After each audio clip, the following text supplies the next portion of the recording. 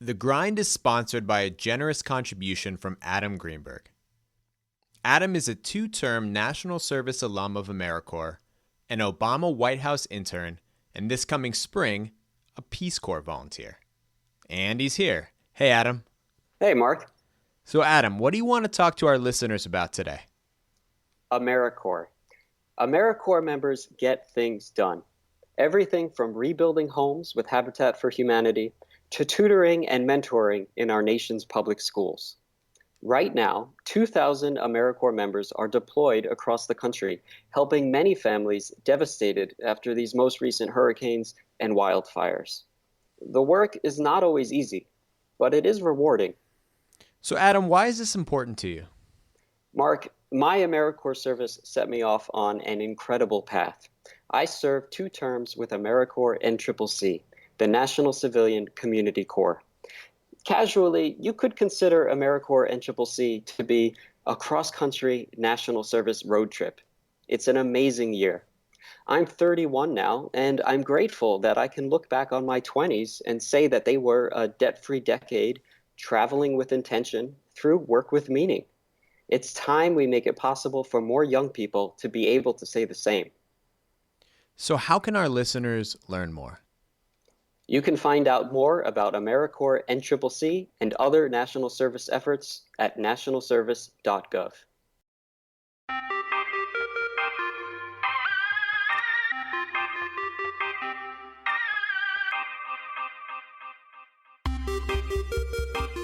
Hello and welcome to The Grind, everybody. Real talk to help you navigate the modern working world. I'm your host, Marc Casali. I'm the producer, Warren Langford.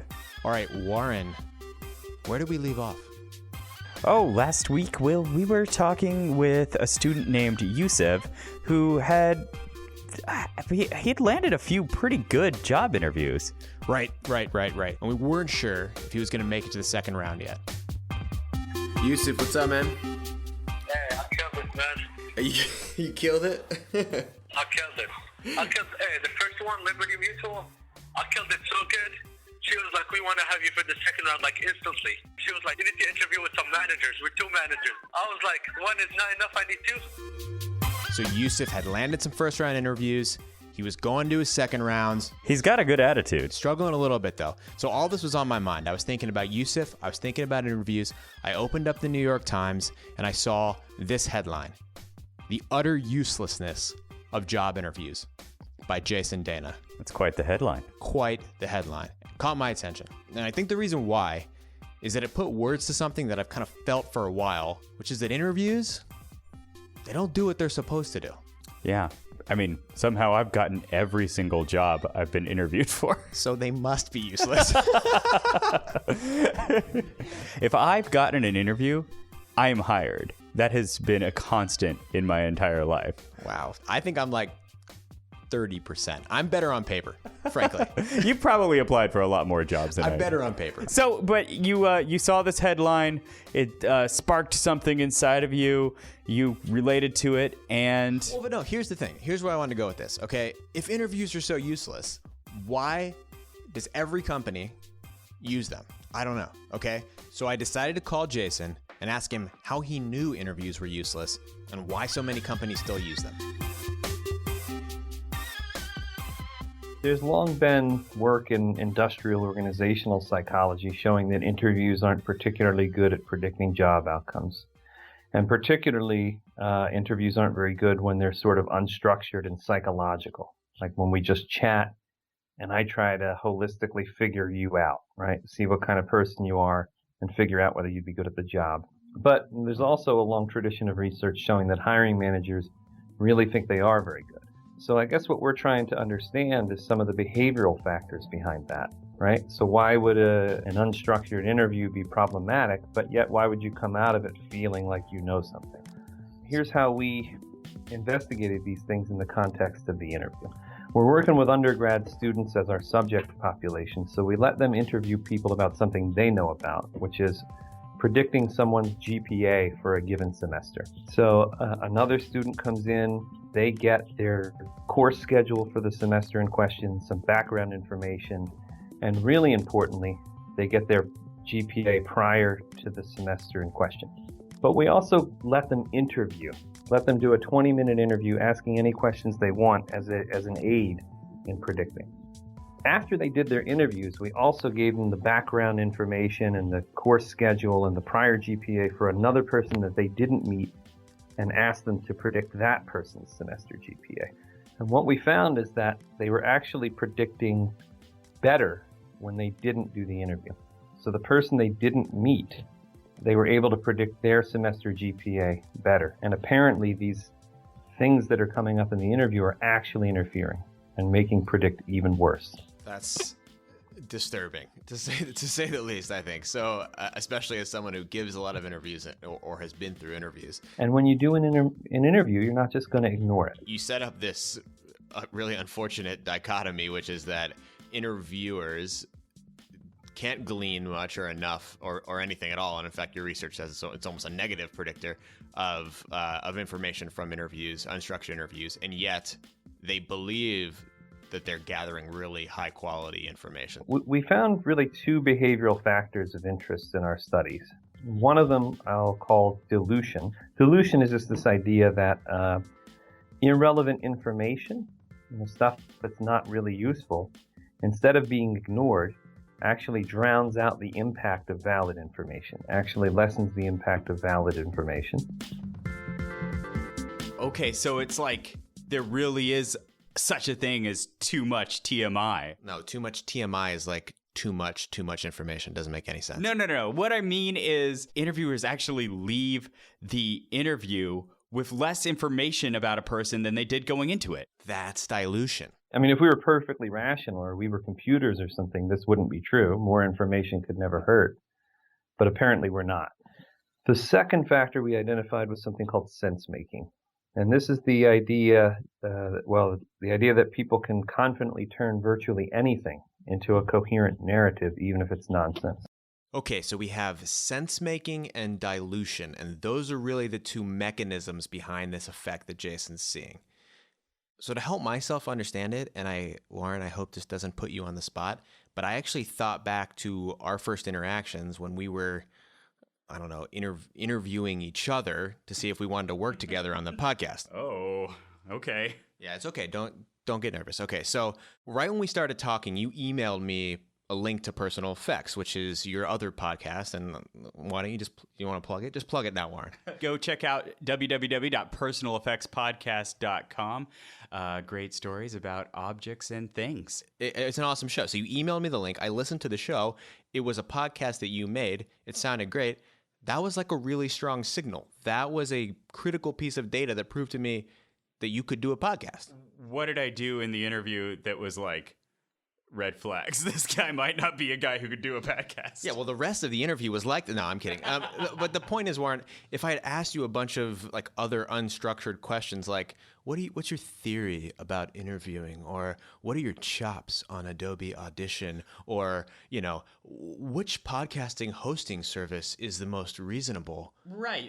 I mean, I have answers set up for all of those, but are they honest? Are you going to get spontaneous, real answers when you ask those kinds of questions? Or are you just going to get these set up answers? And the point is, I actually already had the data I needed. I had Personal Effects. So even if you had answered those questions in whatever way, that other information would have diluted the effect of Personal Effect, and I could have made the effect of Personal Effect. I like that. That information would have actually diluted the impact of Personal Effect, and I could have made a worse decision. I could have told myself a story about maybe he doesn't really know enough about the nuts and bolts of podcasting production. I would have used my sense making, and I would have made a terrible decision, Warren, because you're the best thing that ever happened to me, bro. 10 minutes after this, we exchanged wedding vows. And a podcast was born. Okay, Mark, but I have to ask, since this is basically what your job is, what you've been studying, doesn't this kind of flip your world upside down? Yeah, that calls into question not only every hiring decision that I've made, but like every hiring decision that has been made. It's almost too much to process. What I'm telling you is kind of terrifying, right? Like we have narratives that help us navigate our whole life. We have, we have stories we tell about all sorts of people. And the idea that we'd be this bad at it, right? That we'd be doing this even if behavior was sort of random is kind of unsettling. All right, look, but I'm feeling kind of depressed right now. So far, Jason has just taught us that interviews are worthless, useless, don't make any sense. We got to leave the people with some tips here for how to make them better. Yeah, especially because we've got to start hiring some people ourselves. I knew I was forgetting something, man. It's on my to-do. It's actually on the board right there. Hire interns. Okay. How are we going to do better than the average person? Let's let Jason tell us. I know we're asking an abstract question here, but what are like the types of questions in an interview that you think would be better predictors based on your work, and which ones sort of fit this title of utterly useless? Yeah, well, again, this will depend on what you're trying to accomplish with the interview. I mean, are you trying to suss out whether the candidate has skills? Then I think you want to have a lot of purpose in writing your questions in such a way that they're gonna, evidence those skills, right? If you want to talk to people to see if they're going to be a cultural fit, then you might schedule your interview more open and try to ask questions in a way that are going to, let people get on with you and show you whether they fit. This cultural fit thing is super interesting because I've used that word a ton. It's come up a lot in conversations I've had. But what does it even mean? It just seems like a trap for biases, right? I mean, like cultural fit, like what, does that just mean, do I like you? Like, do I see in you someone that fits the company that I have today? It's a scary kind of nebulous word that I feel like we should all kind of, find our way away from, What do you think? Possibly. I mean, companies should have missions and virtues and such. And maybe you want people whose virtues match that. They're going to fit the culture better in terms of not only getting along with people, but just thriving in the position and liking what they do and being effective. I could believe that. But what I find it harder to believe is that you're going to accurately assess that in this weird one-off situation of a job interview. And maybe even less so if you're being gotcha about it. So I mean, and unstructured about it. I mean, I think that's like your key thing. So my wife works at Amazon, and they have 12 leadership principles that are like their religion there, right? And they are super focused on those. And actually, they make a ton of business decisions and almost all their hiring decisions based on those principles. And they have very specific questions tailored to those principles, and they ask about each of them in the interview. To me, that's great, actually. I mean, that's like, I know this behavior is a key predictor of success at my company, and I'm going to ask the same types of questions across the board. That to me is different than trying to get a feel for if you're a cool person and then calling that cultural fit and making an assumption based on that, right? Sure. If you're that principled, what the interview has to do, if it's a selection mechanism, it has to honor those principles. But again, principles are great as drivers, but it's not always super easy to measure these things in a person. We talked about if we're stuck doing interviews, we need to make them map to the job itself. We need to try to give more skill-based questions. I come from an environment where we do all case interviews, so I feel like those are better than just straight personality questions. We need to ask the same types of questions to each of our candidates so we can make a fair assessment. But let's put the interview away for a second. In your case, you had GPA as a good indicator of success. If we're interviewing for a job, I mean, let's just brainstorm. I mean, what are other data points that we could use totally separate from an interview that we might discount today, but we should be paying more attention to? So one thing that I keep, at least anecdotally, hearing that is on the rise is the kind of skills assessment use of an interview. Yep. So I might give people a little homework assignment. So my brother worked in insurance claims, and he said his favorite quote unquote interview was just being handed a sanitized claim form and being told, okay, tell me what you do with this, process this. Just having you simulate work or job skills, see them in action. Right? It's going to be a much closer simulation, right, than you answering questions about, tell me a time you've worked well in a team. I guarantee you I'll never ask you that question ever again if we actually work together, right? And so I guess the overall lesson here is be purposeful about the questions you're asking or the way that you're going to assess, and make it mirror the actual work as close as possible, right? Sure, if you can. And I'm just thinking like references, maybe. I mean, that's a pretty real, like if I actually get someone on the phone who you've worked with and I get a candid answer out of them, that's going to be a really good indication, right? That's tough though, right? Because it's hard to get candid references anymore these days, especially with legal environment. And a lot of people will just confirm that someone works somewhere. Really? I didn't know that. So they don't give, they're afraid of litigation or something? Hey, well, if I wanted to get rid of an employee, I might tell you they're great. Right? Yeah, take them. So this is always a problem. Jason. Okay, yes, you're right. Okay, what about, and we said assignments, we like assignments if we can make them work. I got a very interesting suggestion from a reader on this one. So sort of try to explain exactly what kind of work output they'd have to make. Ask them what things they've done like that before. And when people give you an example, then you say, okay, would you be willing to share that with me? Now, who's going to say no? Right? And now you've got that other thing. So what if you're the interviewee? You know, I mean, I think we hope based on this podcast alone, and maybe based on New York Times, which has a slightly higher subscriber base than my podcast, that this will get out and interviewers will start changing their ways. But you're an interviewee now and you find yourself in this situation where you know you're being asked a bunch of unstructured, mercurial questions. What do you do? What can you do in that situation? This is the hardest, right? And this is where I get the most speculative. Because, I mean, honestly, I haven't had much good to say about interviews.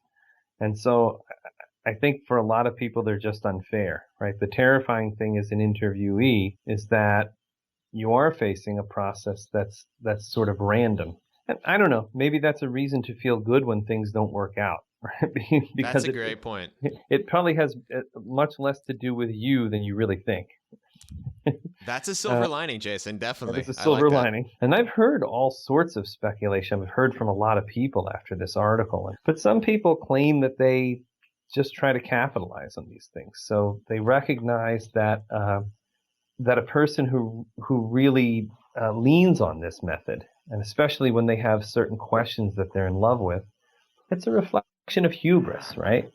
They've convinced themselves that they somehow do this better than everyone else, that they have some golden method of figuring people out. And you know what you're just looking to do there is to reflect that person, right? Because they're probably going to love that. And maybe even to ask them some questions and let them do a lot of talking, right? Yeah. And I also wondered, can you take can you flip the script here as an interviewer? I mean, or interviewee, can you say, hey, I've loved this conversation, but I'm also super interested in your work. Can I do a little assignment to prove to you that I can get this done? I mean, that would be a pretty bold thing, I think, for a 22-year-old to propose, but I'd be impressed if someone did that for me. Yeah. And in fact, I even got an email from somebody about the article who was doing this. He gave them a copy of the article and he said, I don't think a lot of interviews, but why don't you tell me? How can I assess you, right? How would I know whether you're good at doing this job? And got some interesting answers, I take it. But I think that's a fascinating approach to this. I mean, if you know that you have the skills and you want an opportunity to display them. Yeah, and I think introducing more of, things that you think are stronger signals as well. So, I mean, we talk a lot about, it's different from the jobs that I was applying for when I was applying for them. But, now more students have their own, websites or portfolios that actually show off the work products they've produced in the past. And again, that's going to be a pretty decent indicator whether you can get the job done. So reference those, continue to point to things that are fact-based and hard to misinterpret, I guess, and I guess the prevailing thing here is if you feel like you're in an unstructured situation, you can still do your best to try to impose some sort of structure, introduce more facts, even if you're sort of fighting against the current of your interviewer, right? Yeah, that's a great point. All right, Jason. Well, I've really appreciated you taking the time today. Again, I think you're fighting the good fight here, and I hope that your article and research, get more press and continue to evolve, because we definitely need to have a hard think about what we're doing in these interviews. So I appreciate you, and thank you for joining us. Hey, thanks for having me on. This is great. All right, Mark. So we've got some hires to make here. How are we not going to screw this up? Following everything. Wait, hold on.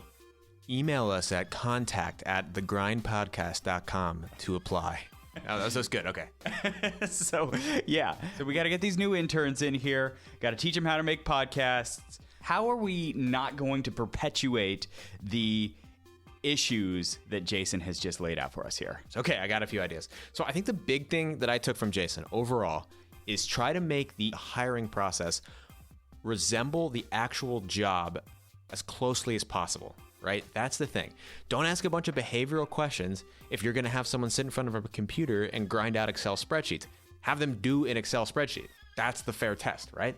I think if we got an intern that applied, we would actually give them some audio to cut. We would give them a raw interview and say, cut out the most interesting parts. I mean, rather than asking them, do you like podcasts or what's your work ethic like? I mean, those are just questions. They don't really resemble the actual work. The work is, can you edit a podcast down, right? Yeah, but I'm also concerned that we might just be putting some of these kids who just don't know how to do this stuff in over their heads. That's fair. Okay, so then at minimum, if we did have to ask some behavioral questions, because yes, it's asking a lot to expect a new intern to do a whole assignment on their own, we have to make sure those questions are exactly the same no matter who we ask. We can't give some interns softball questions and then some really hard gotcha. That is the epitome of an unstructured interview process. All right, what else? Well, we could look for other information. Like maybe an interview is actually not a good way or not the only way that we should be assessing our candidates. Maybe they have portfolios. Maybe they have written assignments. Maybe they have something else that they've done that can help inform our decision. It shouldn't just be about an interview. Right. Like if someone has an essay they've done, building an essay is a lot like making a podcast. So we could relate that information and see how they've structured a story the same way we structure our shows. Okay, good. So what if you're an interviewee and you find yourself in an unstructured environment? Warren, what do you do? I think you got to flip the script. Ooh, I like it. Flip the script. Yeah. If you think there's some piece of information out there, like a writing assignment you've done or your portfolio that gives your interviewer a good indication of who you actually are, send it to them, okay? Don't let them dictate the whole process. You can be the principal agent in the interview process. And we all know how much interviewers love being asked questions. Yes, because they're going to like you more, but also, look, you're going to help prevent the dilution effect. If you introduce less information about yourself into the process, maybe that's some kind of judo trick to help short circuit dilution. That's an advanced move, but you guys are listeners to The Grind. You can pull it off. All right, for this episode, we want to thank Jason Dana. And if you want to read his article, which we would highly suggest, it's The Utter Uselessness of Job Interviews, and you can link to his research through that as well. As always, we have to thank Trackman Productions for our great music and PG Boo as well, PG Boo on Instagram. So I think we're done, Warren. What's our sign off for today? This just came to me. Grind now or forever hold your peace. You like that?